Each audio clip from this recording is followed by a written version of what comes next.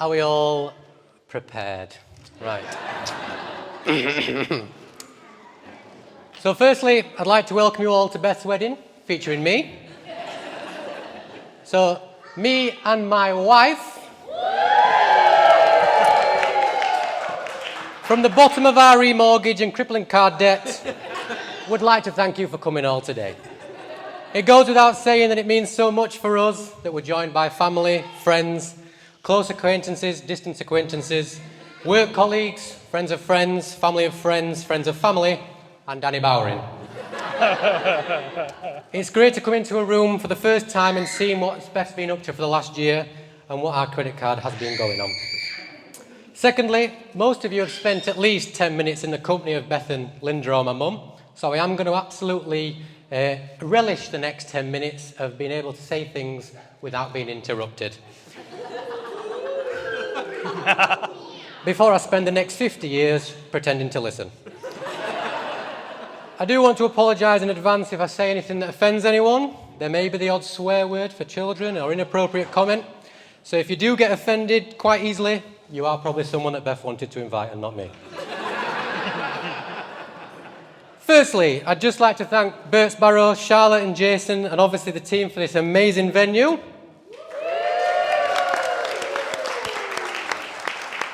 Charlotte and Jason, as soon as you told me that there was a 12 o'clock curfew, you were the venue for me.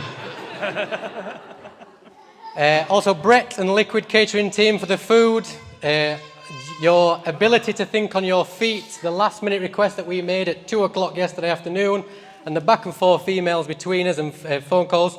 Again, you've been absolutely fantastic. Round of applause. There's Laura, Will and Jake, our PR team as we're calling them today. These are the ones that are going to make you all look semi-decent on camera. And I'd also like to thank obviously our guests for attending in advance for your contributions and gifts. It means that we can have the perfect honeymoon together. Now this will be a Mr. and Mrs. minus Lennon honeymoon. So if you stick around after 11 o'clock, Luke will be taking bets for the fist fights between Linda and my mum for who has Lennon that week. Right, to the thank yous. So, obviously a big thank you goes to the bridesmaids, Anne, Gemma, Kirsty and Abby. You all look stunning. Obviously, oh sorry, yeah.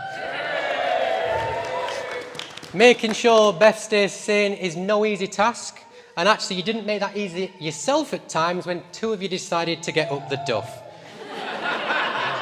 I do extend my thanks from the bridesmaid and the hen party because you have given me the biggest get out of jail free card for the rest of my life.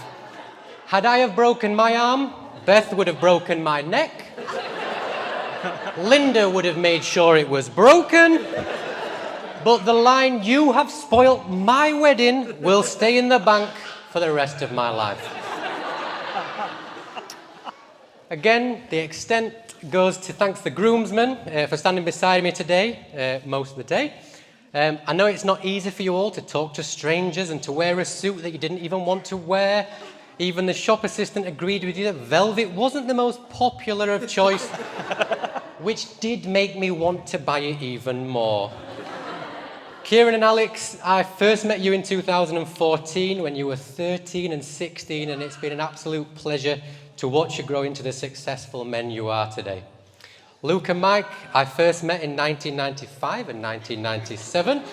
I don't think I was keen on you both at first, as you did take a lot of the attention away from me, being the only child, but I have grown to like you over the years. Now, I've never said this out loud, I don't think, to either one of, all four of you, but I do love, absolutely, to the bottom of my heart, all four of you, the impact you've had on me, obviously over the 10 years and 30 years, 28 years, and my family is outstanding. Now, this extends to my now sister-in-laws and the impact on Lennon. Becca, your love of animals and shopping. Brooke, your energy and caring nature. Amelia, your love of party and cocktails. And Ashley, your love of the law, which will hopefully get her out of trouble if she mixes too much with Amelia. Shortly, I'll be handing over to my best man, who, unlike many best man speeches, which are full of hidden jokes and innuendos, he has promised me if there's anything slightly risky at all, he would whip it out immediately.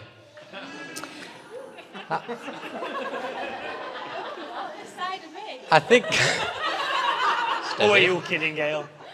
I actually think I asked Luke to be my best man before proposing to Beth. It was a bar in town, we had slightly too many Ribenas, and Luke was badgering me, when will you propose? When will you propose? You've been together for now 7 years. And I said to him, again, a few Ribenas, Jeff, it doesn't matter when I propose or who I propose to, because you will always be my best man. And I think that's the most organised I've been in the lead up to today. Let it be known that Luke is a little bit of a pathological liar and can exaggerate things. Terry can vouch for me on that one. So please take everything that he says with a pinch of salt in his speech. And Jeff, if he starts to talk about the stag do, please let it be known when you left, I waited outside every club and every pub while these all went in and had a great time without me. Now, in-laws. She's doing a runner already. Linda and Jeff. First of all, I'd like to thank you, Jeff, obviously for your kind words and bravery in speaking first. You've both raised a beautiful human with confidence and a great sense of humour. But today's not about Kieran.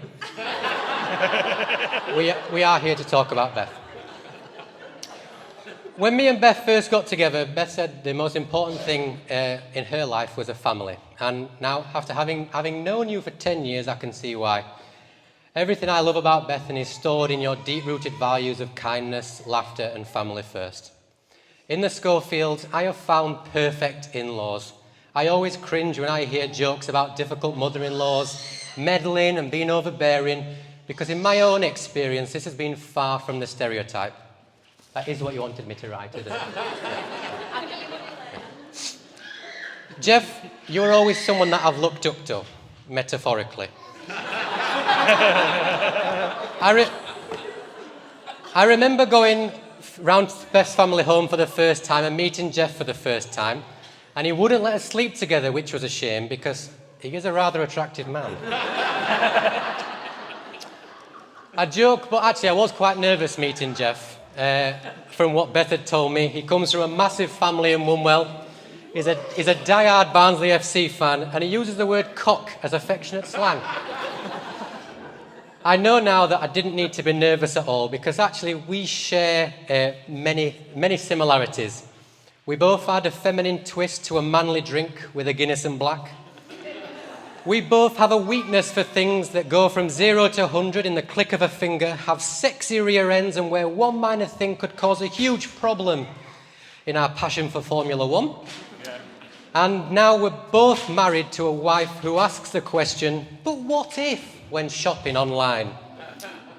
Linda, I think we can all agree that you look absolutely stunning. And Jeff too, sorry I missed that bit.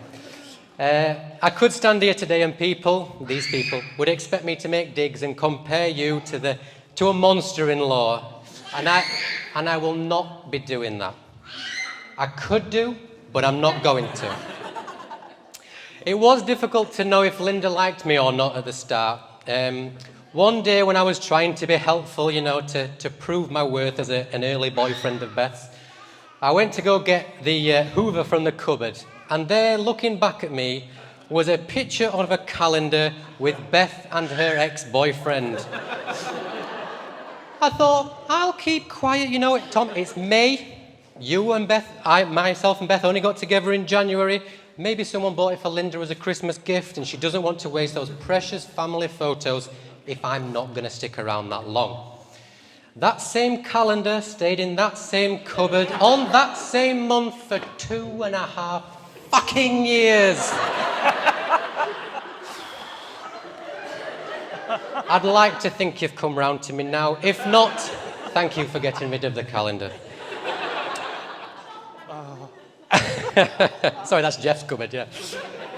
People say daughters turn into their mothers, and apart from the constant rearranging of furniture and after 10 p.m. karaokes, I don't think I could ask for better qualities. You're driven, resilient, and supportive, just to name a few. So to you both, I promise to live up to the expectations and values you have of me, marrying your daughter, to respect and honour your daughter, treat her as my equal, have fun and always communicate, and Jeff, of course, no sex before marriage. Thank you for giving me the greatest gift of all, the gift of your beautiful daughter. Oh. And I can't wait to unwrap that gift tonight.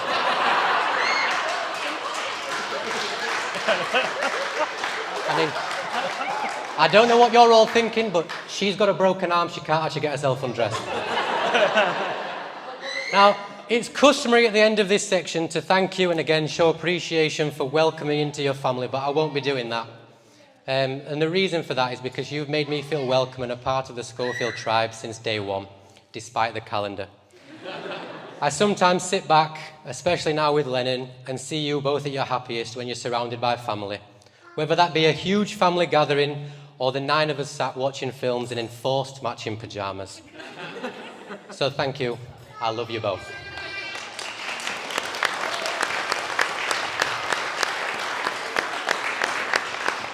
I've not finished. My own parents. Now, everyone in the room would just like to thank you for producing an absolute legend.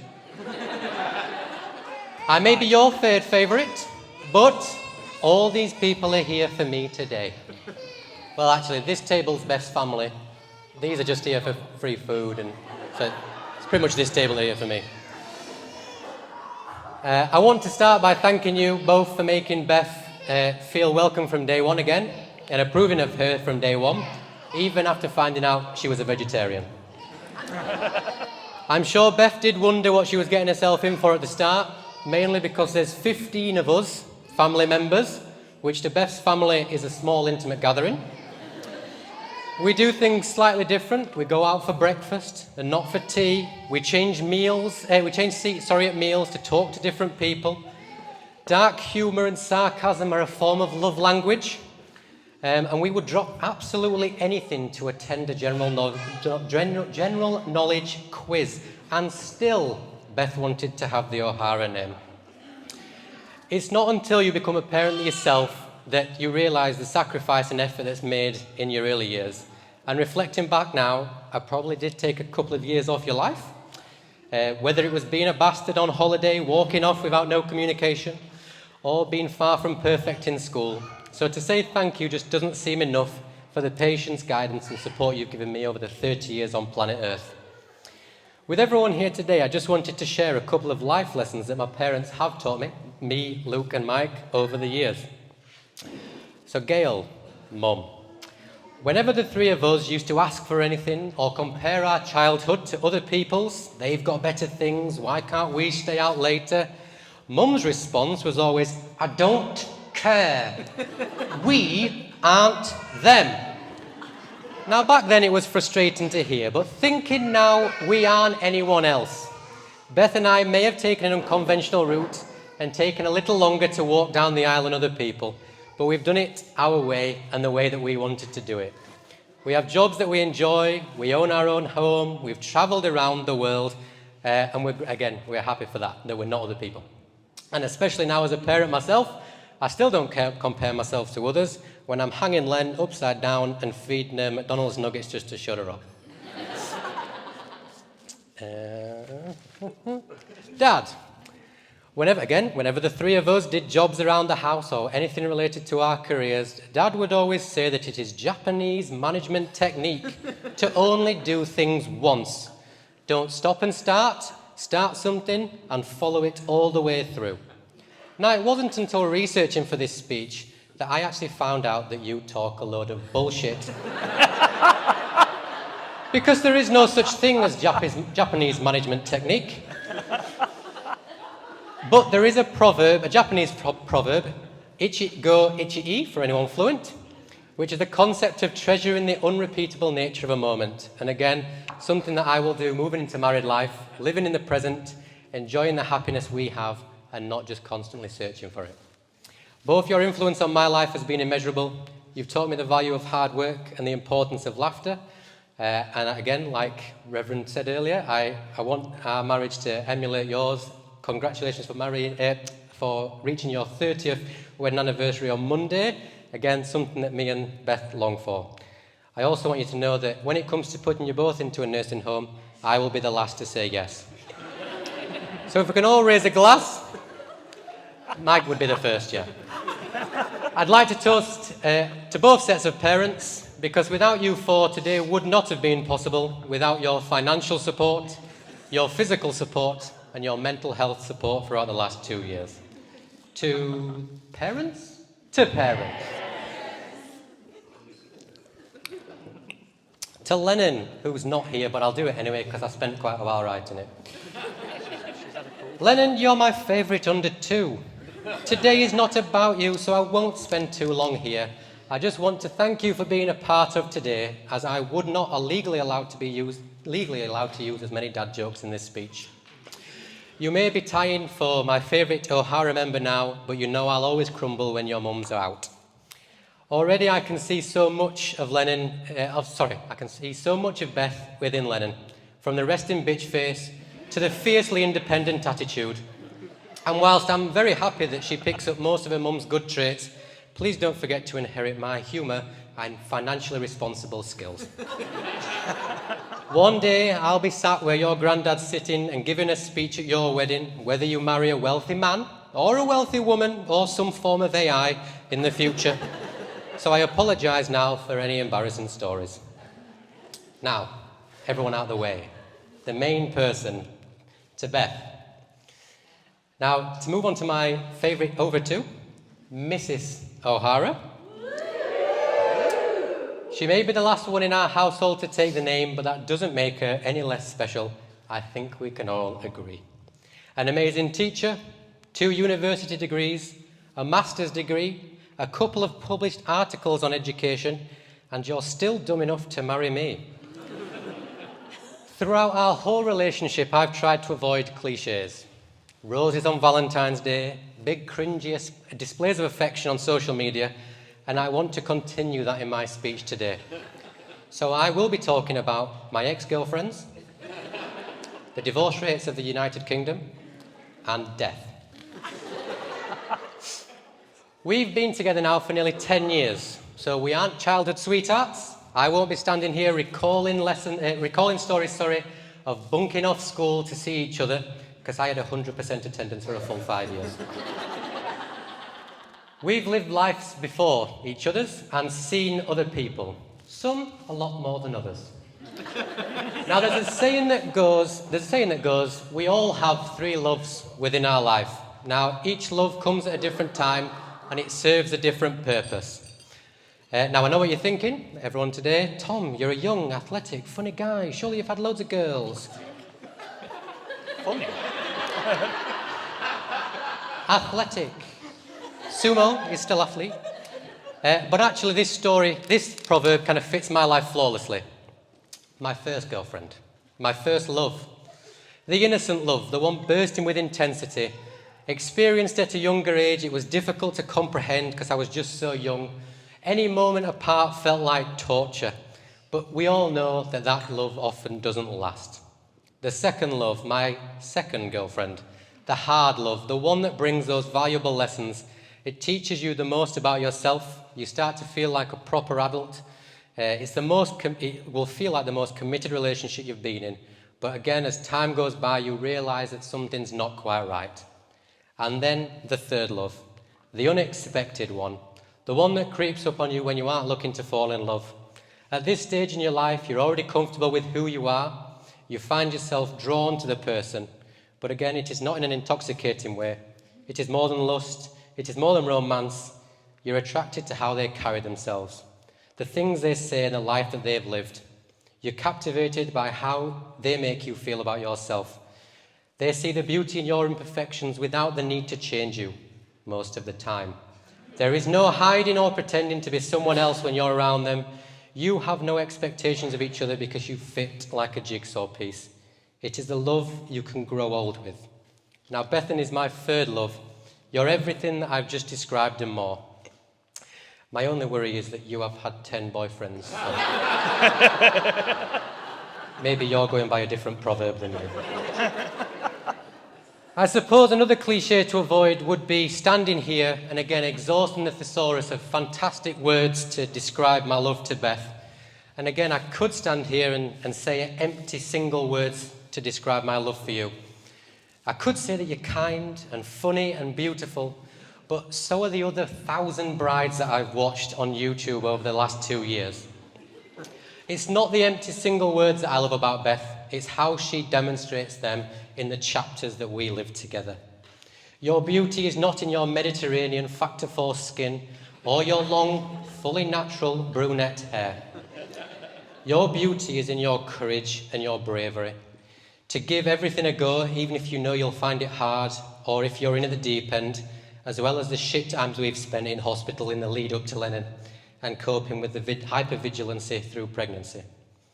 Your beauty is in your selflessness and your ability to think of others in every moment, sometimes sacrificing your own happiness or time so that others are lifted up first. Your beauty is in your mind, the ability to have 20 to-do lists on the go, to remember the location of every item in our house, the ability to teach a class full of 20-plus students, and then, on top of that, come home to write master's papers effortlessly. Your beauty is in your mothering and wifing skills, to provide Lennon with the skills and the environment to thrive in her future, to make sure that my chicken isn't pink, as I can't see it with my colourblind eyes, or to tell me when to go when I think the green light is a red. You pick me up at my lowest and cheer me on at my highest. You keep me grounded and honest. Actually, if it wasn't for you, I would go through life thinking that I had no faults at all.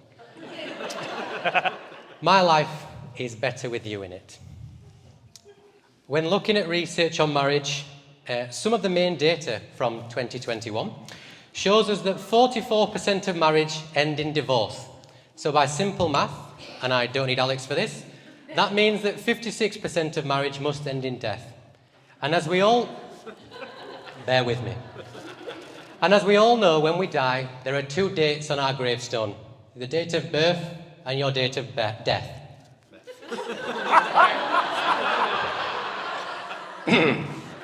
Your date of birth and your date of death. But actually, it's not the dates that are important. What's important and what matters is the dash in between those dates. How you spend your years on earth and who you spend them with. Of course, it goes without saying that I want to be part of that 56%. I want to grow old with you, live alongside you, and be your biggest cheerleader until that second date appears. But before then, I want to have one hell of a fucking journey in the middle.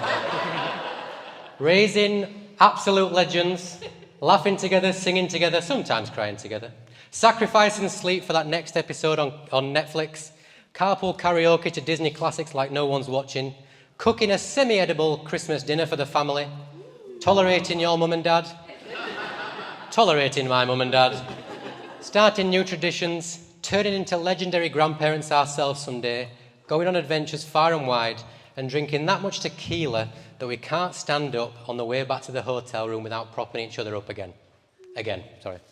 Comedic timing.